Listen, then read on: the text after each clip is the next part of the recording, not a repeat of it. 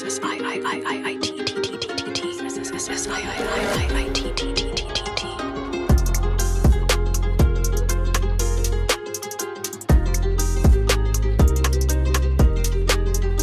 is up, guys? I'm back yet again with another one.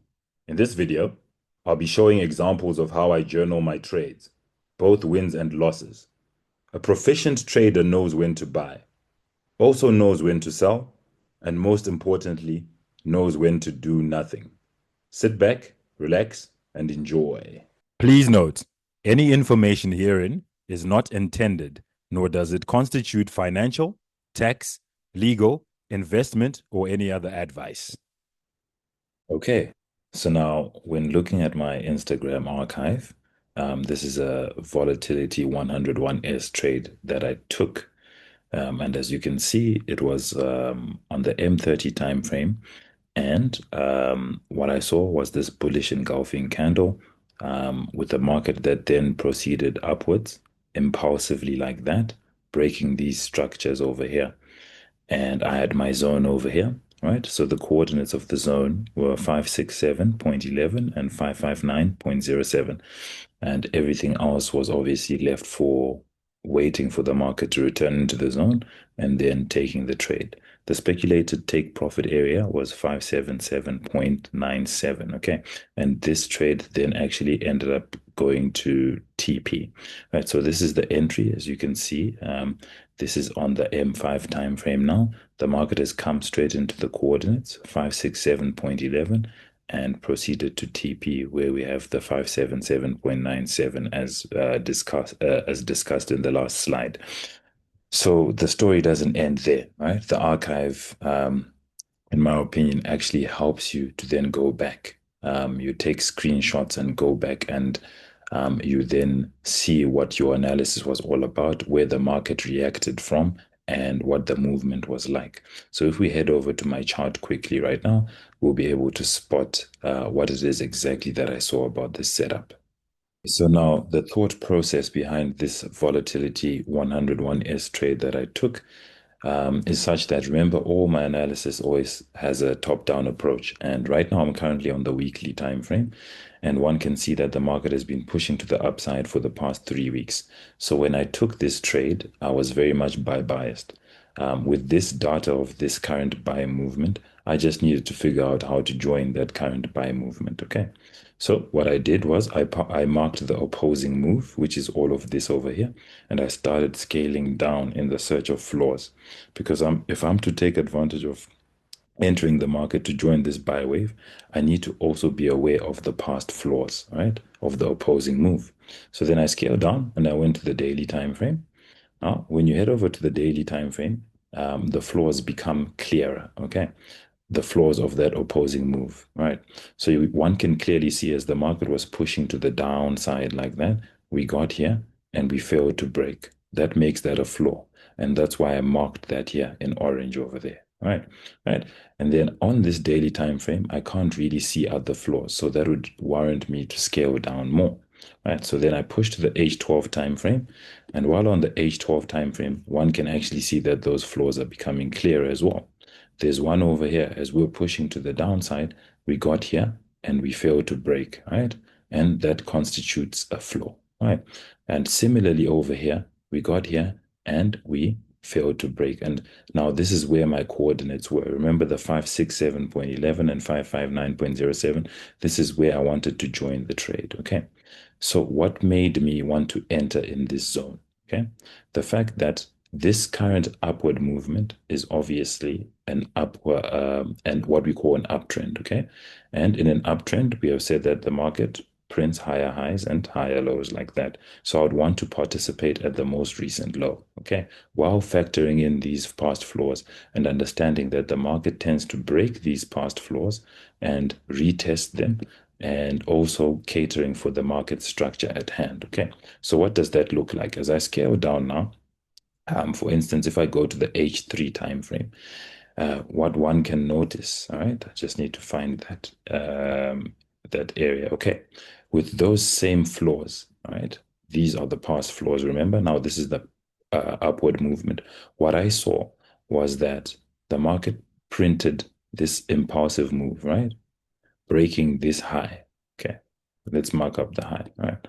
So we essentially have this high, right? And we have this higher high. What broke this high was this impulsive movement that started here. Okay. And so now that we have that higher high, I also have what we call a most recent low over here. All right. And so when I saw that, I realized that this is a past ceiling that is broken, and my zone can easily coincide with a past ceiling that we picked up from the higher time frames. Okay. So with that being said, I then went over to the M30 time frame. I essentially minimized and took note of what this zone could look like. Okay. And when I went to the M30 time frame, we can quickly go there together and we'll be able to spot. On the M30 time frame, I then saw this bullish engulfing candle, right? As the setup that I showed on my Instagram, the setup that I took. Bullish engulfing candle. We had that impulsive move to the upside. This is the break of structure that I alluded to in the previous slide on my Instagram. And the market came in here and pushed into profits. So now, for study purposes with a movement like that, we can open the very same chart, but with notes on what I journal, on what I want to take note of. So when you take down these notes, what actually happens is that something happens for your mind in the sense that you know where the market reacted from. You are better placed to anticipate similar movements in the future. And when you don't see similar market conditions arise, you just rather sit on your hands. So this is the very same chart now, but with notes of the actual movement, right?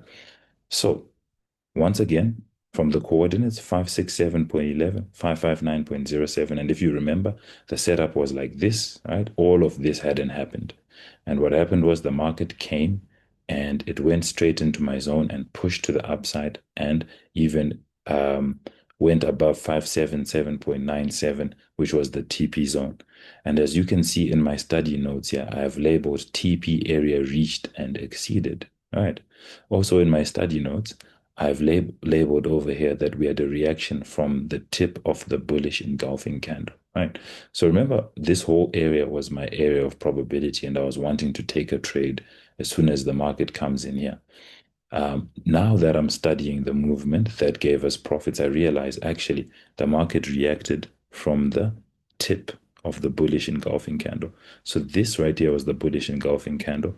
And when we came back and we realized those profits, the movement emanated straight from the tip of the bullish engulfing candle. So this says something for me. It actually says that next time, for instance, just for example, if the market can come into a zone that I've similarly derived, or should I say that I've come to with the same methodology, and I see slight reactions even on a lower time frame at the tip of the bullish engulfing or a bearish engulfing candle, that gives me confidence to want to take the trade. So this is an example of journaling a winning trade. And the story does not end there, right?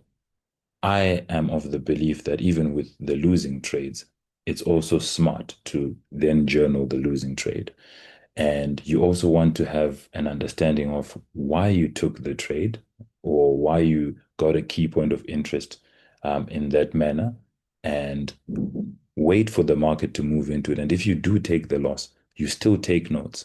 And that way, what happens is that subconsciously, you become aware of setups that essentially are not likely to play out. And this is because of your past experience. This is the part of chart time and back testing that I always talk about. All right, so now let's move into an actual trade that I took a loss on and the notes that I've compiled on that. Okay, so this is a V25 trade, volatility 25 trade that I took, and it resulted in a loss. So it was a losing trade. As you can see, it was on the M30 time frame, and take note of the coordinates. I was expecting for the market to push into 2862.772 and 2856.582, just this zone over here. Reason was I saw this bullish engulfing candle, this break of structure as well. And so I was anticipating for the market to come in here and then I would get a buy movement. Right, so now let's just head over to my chart and we can discuss my reasoning behind the trade, the results, and the notes that I took. Okay. So this is my chart and this is V25. So this is on the weekly time frame. One can clearly see that for all these weeks, the market has been pushing to the upside. So I'm buy biased. Okay. That's already half the job done, knowing the direction, and that we always get on the higher time frames. Okay. So now I know that we're pushing to the upside here. I then mark the opposing move always because I am going to then get those floors that will serve as reference points when I want to join this upward wave, okay? So those floors will be reference points along with the current market movement, right? The higher highs and higher lows that the market will be printing, okay? So now moving over to the daily time frame, I started marking those floors in relation to where the market actually is right now.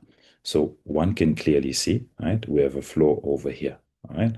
Because the market got here and it failed to break. Just quickly for those that might want to actually know what a floor is, um, there's also another one over here. We got here and we failed to break. Um, there's also um, there's also another one over here, all right? Because as we were pushing to the downside, we got here and we failed to break. So these are all floors, okay? But to not get distracted and to talk about the floor that was in relation to the trade I took, right? It was this one over here. Okay. Not this one, sorry. This one over here, right? This was the floor. And so what we had was the market pushing to the upside, and I wanted to join the move, okay? So heading over to the lower time frames, I was on the H4. So now just remember these are those coordinates, the 2868.772 and the 2856.582. What I saw was on the H4 time frame, the market pushed up and broke that past floor. Okay. So obviously, one would assume that we get a retest and then a push to the upside. Hence, my zone was somewhere around here when I scaled down to the M30. Okay. So if we head over to the M30 time frame, this is that setup. This is what it looked like, right? Remember, we had this bullish engulfing candle here. Okay. And we had the break of these structures, that impulsive movement. I wanted for the market to come in here and then push to the upside, but the zone was actually breached. And now, in hindsight, in back testing, one can actually understand why it got breached, right? The reason why it was breached was that the market went down and reacted to this demand zone over here, right? Right? It's a strong demand zone that had a bullish engulfing candle, right? Like that. And the market then proceeded to the upside, all right?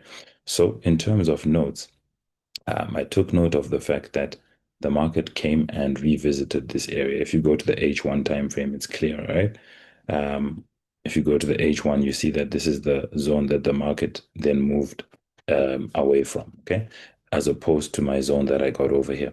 And so now when I open the very same chart, but this time with my notes, this is what I wrote, okay? So we have bullish engulfing candle, right? And my zone that was breached, okay? And my notes here actually state the zone was breached because market went to H1 demand zone, right? So remember that H1 demand zone that we picked up. And then another reason is that there were no signs of buy momentum or rejections in the zone. So this was my key point of interest. The market got in here. As you can see, it didn't even show signs of buying, okay? So what this already informs you in case of future trades, you want to at least wait for the market to show you a sign that we're going to head in the direction. Because for as long as it's this impulsive, there's absolutely no trade. Okay. And then I concluded that I took this loss due to a pending order. So what happened was I was not actually in front of the chart when this trade played out. I was asleep, but I had left a pending order in. And if I had seen that the market is in my zone and I had seen that there are absolutely no rejections, the market doesn't even seem like it's pushing to the upside, I wouldn't take the trade. Okay.